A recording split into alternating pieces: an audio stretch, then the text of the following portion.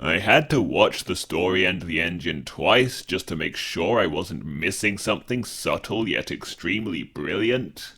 It was, more than any other Doctor Who episode this season, poetic and pretentious, with hints at a deeper meaning about culture, ethnicity, spirituality, stories, abuse and the cycle of violence, and the deep-seated need to belong.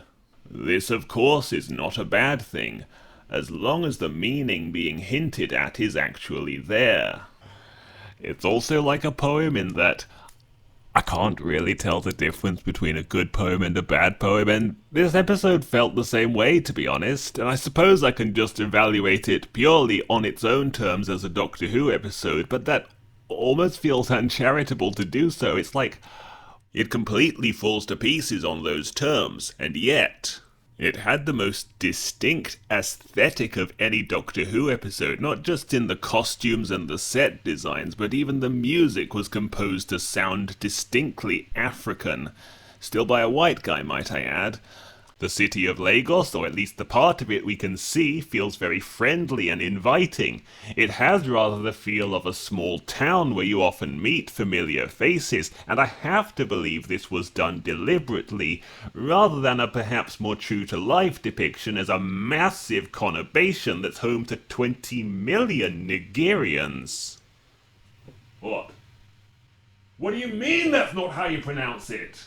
And it would be so tempting to say that this Afrocentric aesthetic belongs nowhere near Doctor Who, especially since outside of flashback scenes, not a single person in this episode is even from the same continent. But if anything, it was more the other way round. My feelings while watching the story and the engine were more to the effect of, why is the TARDIS here? Why do we keep cutting back to the console room? Just what exactly is Doctor Who doing in my Afrofuturist barbershop drama? Besides, I already knew that one of the guest writers this season was a black Nigerian person of representation whose claim to fame was as a playwright who'd written something called The Barbershop Chronicles, which appears to be a very grounded and nuanced and culturally inspired portrait of life in African barbershops, and you know how much the kinky-haired people love their barbershops. So with all that in mind while I was watching the episode, I don't know, it almost felt like the sci-fi elements cheapened the experience somehow. You know, I'd have loved to be a fly on the wall when Russell T pitched the episode, because I imagine it would be something like, hey, you know that play that you wrote? Can you, like... Wait, let me do the voice. Can you, if possible, dumb it down with spaceships and explosions and timey-wimey stuff so that my audience can appreciate it? From what I know, though, Inua Ellams is a fan and did want to write for Doctor Who already. I don't know if it was his idea, though, to recycle the one thing he's already known for, so I'm not going to claim to speak for him or anything, but I like to imagine that's how it went down. So, on to the plot of the episode. What plot? Onto the characters of the episode. Belinda did basically nothing. This could have very easily been a companion light episode. She's just around in the first scene to listen to the Doctor's exposition and then lets him do his own thing. Or at least until this happens. The TARDIS's new alarm system, which we've never heard before, it makes a completely different, much less pleasant noise than the usual cloister bell, and it's not clear exactly what about the Doctor's situation makes the alarm sound. It's quite clearly made up on the spot, written into the episode to do one thing exactly, which is be so unpleasant that it makes Belinda decide she'd actually rather be in Africa. Because that's the only way they have of getting Belinda involved in the story, and somehow, without even asking for directions, she walks down the same shady alleyway that the Doctor did, even though she's in a hurry to find him, stops to look at the same set of missing posters and makes the same remark when she comes into the barbershop that those are the 4 people that were missing. Just in case we missed it the first time. On that note, the man who usually cuts the Doctor's hair is at least a character, The other three men who were imprisoned alongside him, his three favorite customers, barely have a character trait between them. They aren't seen to resist their captors, and they each have one-line backstories. Now, I can forgive a shoddy plot if the theme and the ideas behind the story are really clever, but this sheer lack of characterization is rather more difficult to forgive, especially when they all look the same. No offense. What? I said no offense! And then you have the Doctor, who gets his hair cut at a Nigerian barber shop because he sometimes wants to be amongst his own people. Because even though he isn't from Africa, he physically resembles someone from, strictly speaking, a different part of Africa that's actually 3,000 kilometers away from Nigeria. Nigeria, by the way, a country that is extremely hostile to outsiders, making it difficult to immigrate there, and even has a government agency that restricts non-Nigerians from certain high-profile jobs in advertising and modeling. Why can't we have that? So if they can't tell from physiognomy alone that he's not from around here, they'll definitely pick it up in his UK-ish accent and treat him accordingly. I mean, they probably wouldn't be rude to tourists, but in Nigeria he'd definitely be treated like a tourist. It also has a government that criminalizes sex acts between two men and arrests people for so much as attending a gay wedding. And no, these aren't colonial holdovers either. The penalty was increased in 2011. Cross-dressing over there is similarly prohibited, and 97% of the public oppose gay marriage, of which 92% strongly oppose it. But it's set in Nigeria specifically because the writer is from there.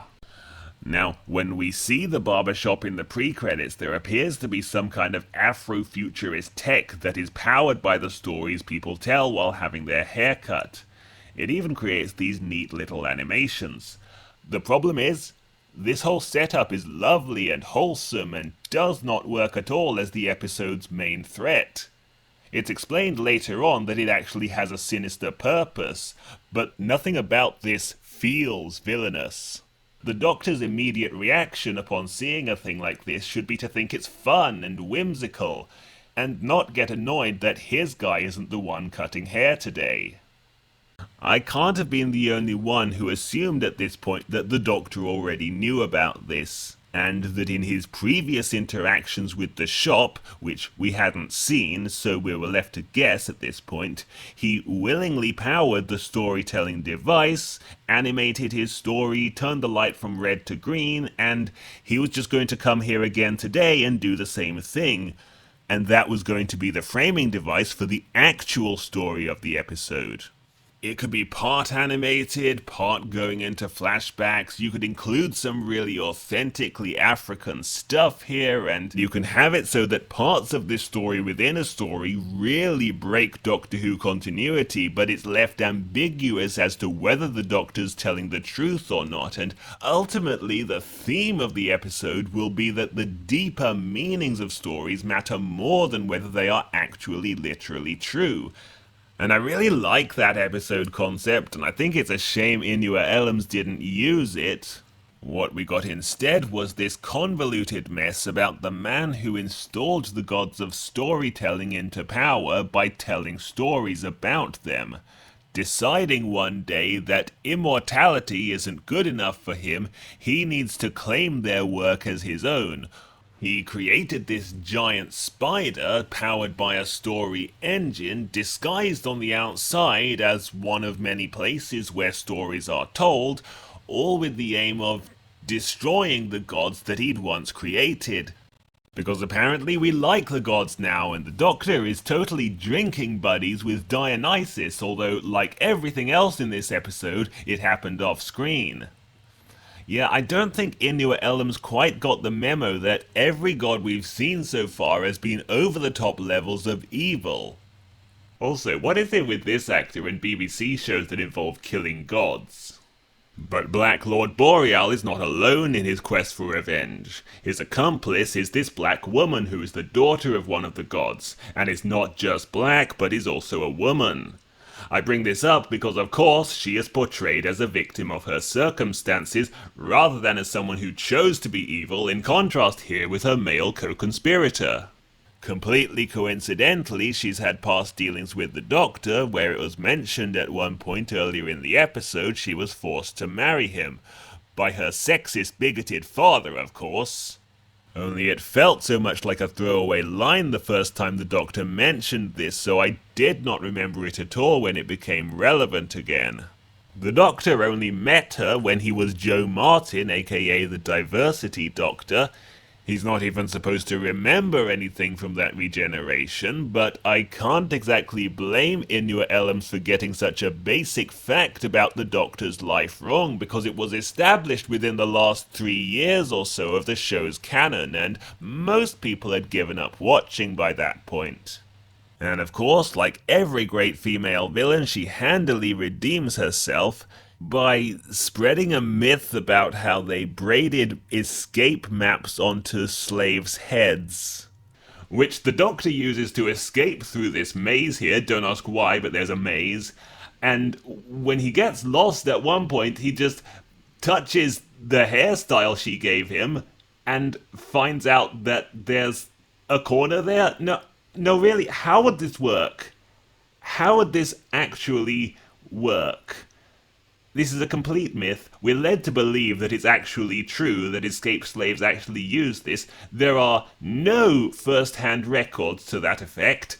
Semi-reputable, and I use that term generously, semi-reputable publications, when they describe how it works, will say that they used a Bantu knot to indicate a mountain and a wiggly line to mean a river. How do you get directions out of that? What if there's more than one mountain? How do you know which mountain that you found? What if there's more than one river? Does the hairstyle say whether to cross the river or move alongside it?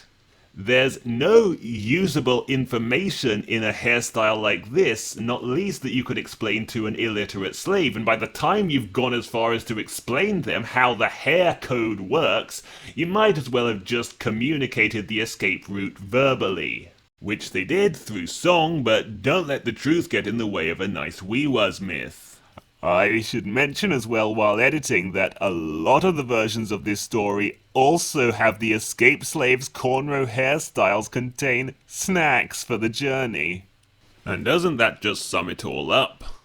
The episode is deep and profound, and it has so much to say if you're the kind of Guardian-reading liberal who believes every half-truth that paints black people in a flattering light and thinks what they do is amazing.